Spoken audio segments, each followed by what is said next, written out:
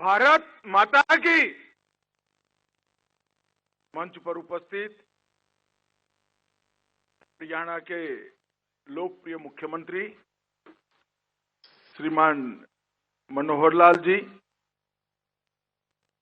पूरे अंतर्राष्ट्रीय गीता महोत्सव के प्रेरणा पुरुष स्वामी ज्ञानानंद जी महाराज, स्वामी रामदेव जी, स्वामी परमात्मानंद जी, स्वामी राजेंद्र दास जी, ब्रह्मानंद जी, निर्मलानंद जी, माधव प्रियदास जी, ब्रह्म स्वरूप जी, बाबा भूपेंद्र जी, स्वामी शाश्वतानंद जी, स्वामी बंसीपुरी जी, विश्व हिंदू परिषद के वरिष्ठ श्रीमान दिनेश जी, स्वामी महेश मुनि जी, श्री हरिओम जी, श्री राजेश स्वरूप जी, संत आत्माराम जी, परमहंस ज्ञानेश्वर जी, श्री ज्ञानदेव सिंह जी और आज के कार्यक्रम में उपस्थित सभी भाइयों और बहनों, आप सभी को मेरा नमस्कार। जब मैं कार्यक्रम के लिए तिथि तय की, तब मैं आज संत सम्मेलन में संतों को सुनने के लिए आया था, परंतु आज सुबह मौसम बिगड़ गया, आने में देरी हो गई और क्रम उल्टा हो गया। संतों में से 2-3 महात्माओं ने टोकन बोला और मुझे भाषण करने के लिए खड़ा कर दिया। खैर, सबका जो निर्णय है मेरे आंख माथों पर है। मित्रों, आज हम कुरुक्षेत्र की पवित्र भूमि पर बैठे हुए 5000 साल से ज्यादा समय पहले यहां स्वयं भगवान श्री कृष्ण ने अपने श्रीमुख से गीता का उपदेश अर्जुन को दिया था और आज देश आजाद होने के बाद 75 साल में ज्ञानानंद जी जैसे अनेक संत महात्माओं ने गीता के उपदेश को और गीता के ज्ञान को पूरे विश्व के बीच में पुनर्स्थापित करने का काम किया है।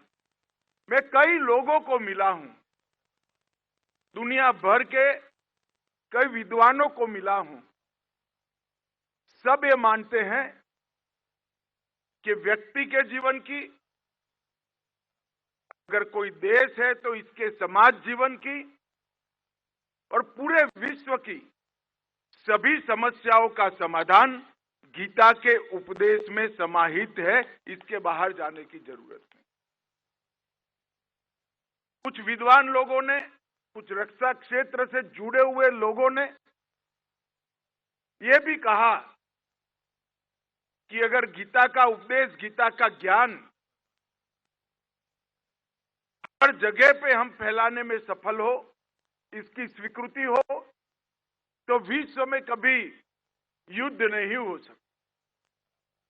उस सज्जन को मैंने तुरंत कहा कि आपको शायद मालूम नहीं है, पूरे विश्व में युद्ध समाप्त करने की कुंजी आप जिस ज्ञान को बता रहे हो, वो ज्ञान किसी को युद्ध के लिए प्रेरित करने के लिए दिया गया ज्ञान है। ये आपको मालूम नहीं होगा। भगवान श्री कृष्ण ने अर्जुन को युद्ध के लिए प्रेरित करने के लिए, इनकी शंकाओं का समाधान करने के लिए, और जो निर्वेद की निर्मित होती थी, वो निर्वेद की मुक्ति के लिए श्री कृष्ण ने गीता का उपदेश अर्जुन को कहा था। मगर वो युद्ध, श्री कृष्ण ने कहा था कि अर्जुन, ये युद्ध का समय है, सामने कौन है वो नहीं देख सकते हो, तेरा धर्म है कि तुम युद्ध करो। मगर वो युद्ध खुद के लिए नहीं, वो युद्ध समग्र पृथ्वी पर धर्म के स्थापन के लिए था, अनेक जीवों के कल्याण के लिए। और यही ज्ञान को आज मैं बड़े सम्मान के साथ ज्ञानानंद जी महाराज को कहना चाहता हूं कि एक व्यक्ति गीता को प्रचलित करने के लिए, गीता को स्वीकृत करने के लिए और विशेषकर देश और विदेश में गीता के ज्ञान को प्रचारित करने के लिए क्या कर सकता है, इसका अगर उदाहरण ढूंढना है तो ज्ञानानंद जी महाराज आपके जीवन का सबने अध्ययन करना पड़ेगा। मैं कई साल से मिलता हूं, मगर हर कोई भी समस्या के लिए आए हो, अंत में गीता की बात कर इसका समारोह करते हैं।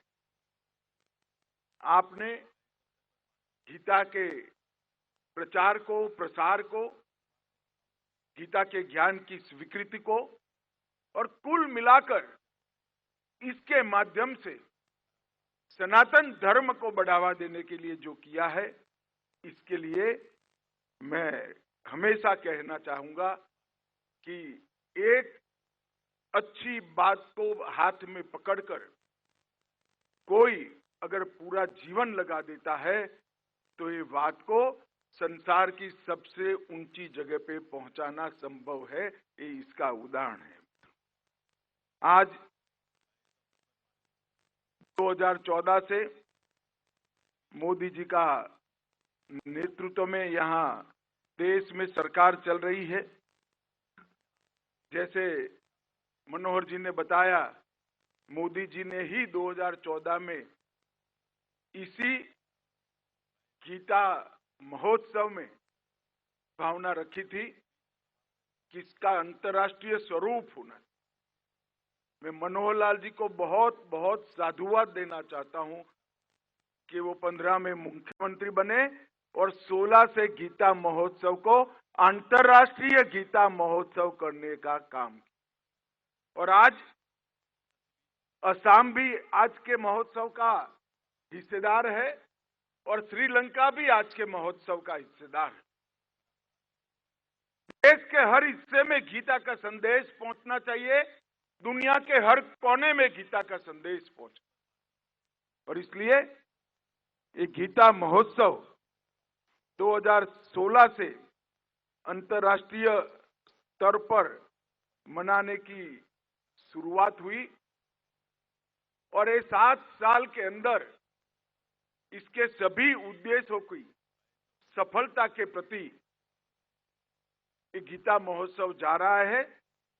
इसका न केवल मुझे सनातन धर्म के सभी मत अवलंबन करने वाले लोगों को बहुत बहुत आनंद और हर्ष है। मित्रों, मनोहर जी ने थोड़े हल्के फुल्के शब्दों में बताया, देश सच्चे रास्तों पर चल रहा है। 2014 से 2024 में कुछ दिन के बाद हम प्रवेश कर जाएंगे। ये 10 सालों के अंदर भारत के स्व को जगाने का काम इस देश के प्रधानमंत्री नरेंद्र मोदी जी ने किया।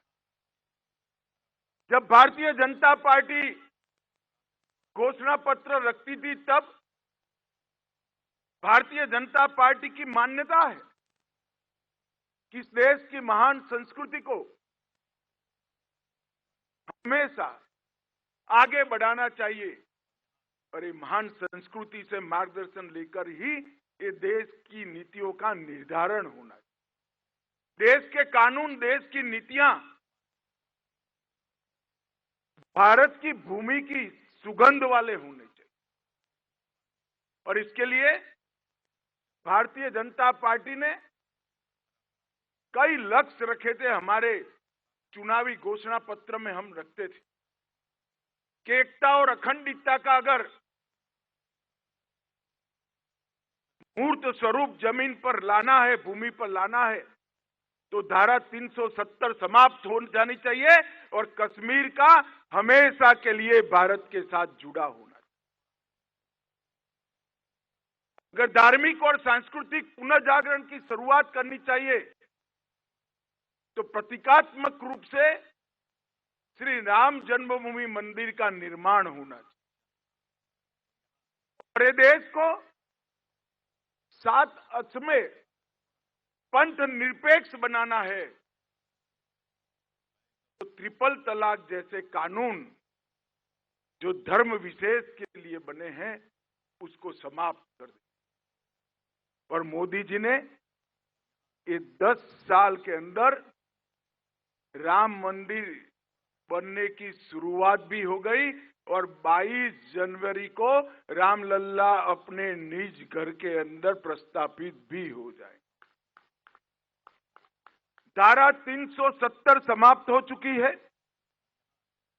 इसके साथ साथ काशी विश्वनाथ कॉरिडोर, महाकाल महालोक, सोमनाथ के मंदिर को फिर से सुवर्ण मंडित बनाने की शुरुआत, केदार धाम और बद्री धाम के अंदर एक नए आलोक के साथ श्रद्धा का लोग निर्वहन कर सके, इस प्रकार की व्यवस्थाएं, कश्मीर में शारदा पीठ का पुनर्स्थापन और संसद के अंदर दक्षिण की सनातन परंपरा का प्रतीक सेंगोल को स्थापित करना, ये सारा काम नरेंद्र मोदी जी ने समाप्त। और मुझे आनंद है कि जो संत गण यहां पर बैठे हैं, उन्होंने सदैव पूरा जीवन धर्म जागरण के लिए, धर्म आचरण के लिए उपदेश भी दिया और समाज का मार्गदर्शन भी किया है। और आज गीता महोत्सव के अंदर मैं आया हूं, तब मैं जरूर कहना चाहूंगा, देश और विदेश जहां तक मेरी आवाज पहुंचे, ये सभी को कहना चाहूंगा कि मेरा अनुभव है, मेरे जीवन में बहुत उतार चढ़ाव आए हैं। मेरा स्वाभाविक कुछ ऐसा है कि उतार चढ़ाव आना स्वाभाविक है। बहुत उतार चढ़ाव मैंने देखे हैं, मगर चूंकि बचपन से माँ ने गीता सिखाई थी, जीवन में कभी निराशा भी नहीं हुई, दुख का अनुभव भी नहीं। व्यक्ति, समाज, राष्ट्र और विश्व के सभी समस्याओं का समाधान गीता के उपदेश के अंदर है। हमारे लिए सौभाग्य की बात है कि ज्ञानानंद जी महाराज के नेतृत्व में पूरा संत वृंद गीता के प्रचार प्रसार में लगा है। आज मैं यहाँ संतों के दर्शन के लिए आया था। गीता महोत्सव की परिकल्पना को मेरी हिस्सेदारी से मैं अपने आप को उसमें सहभागी करने आया था। थोड़ा देरी से पहुंच पाए, इसलिए क्षमा प्रार्थना कर फिर से पूरे संत वृंद के श्री चरणों में प्रणाम कर मेरी बात को समाप्त करता हूं। वंदे मातरम। भारत माता की जय। बहुत बहुत आभार माननीय।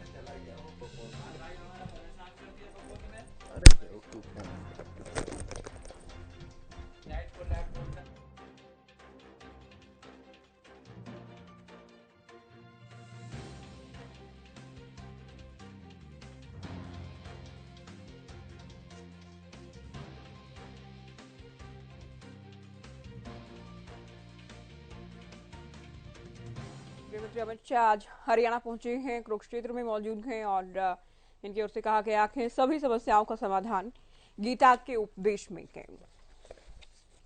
पीएम नरेंद्र मोदी और मोदी सरकार की तारीफ भी इनकी ओर से की गई है। गीता महोत्सव गर्व का विषय है, गीता से अच्छा कोई संदेश नहीं है, ये सीएम की ओर से कहा गया।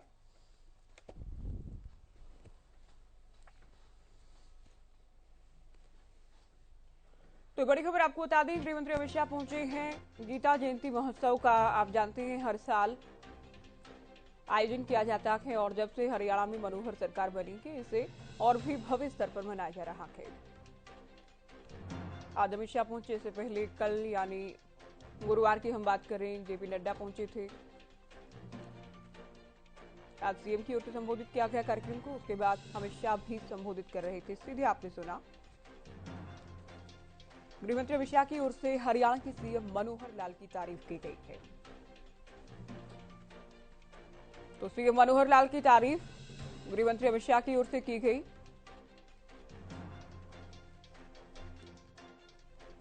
केंद्र की मोदी सरकार की तारीफ की गई है अमित शाह की ओर से। धारा 370 खत्म किए जाने का एक बार फिर से जिक्र किया गया है।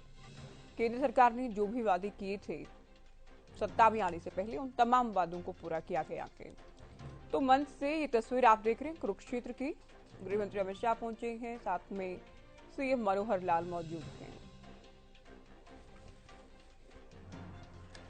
तो गीता जयंती महोत्सव को लेकर, गीता के उपदेश को लेकर, गीता की प्रासंगिकता को लेकर और देश और दुनिया में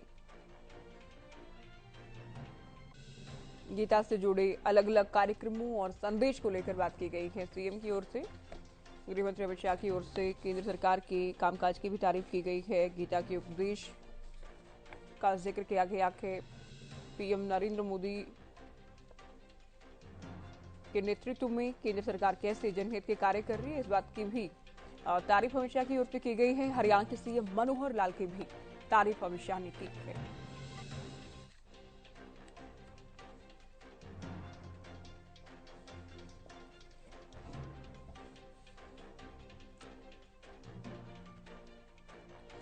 तो बड़ी खबर कुरुक्षेत्र से हम आपको बता रहे हैं, साथ ही आपने संबोधन भी अभी सुने। अमित शाह की ओर से कहा गया है कि 2014 से पीएम नरेंद्र मोदी की अगुवाई में देश विकास पथ पर आगे बढ़ रहा है। दुनिया के हर एक कोने तक गीता का संदेश पहुंचे, हमारा प्रयास है। 2016 से गीता महोत्सव को अंतर्राष्ट्रीय स्तर पर मनाने का आगाज हुआ। 10 सालों में पीएम ने देश हित के लिए अनेक काम किए हैं। धारा 370 खत्म की गई। हमने जो भी वादे किए थे सत्ता में आने के बाद, तमाम वादों को पूरा किया गया।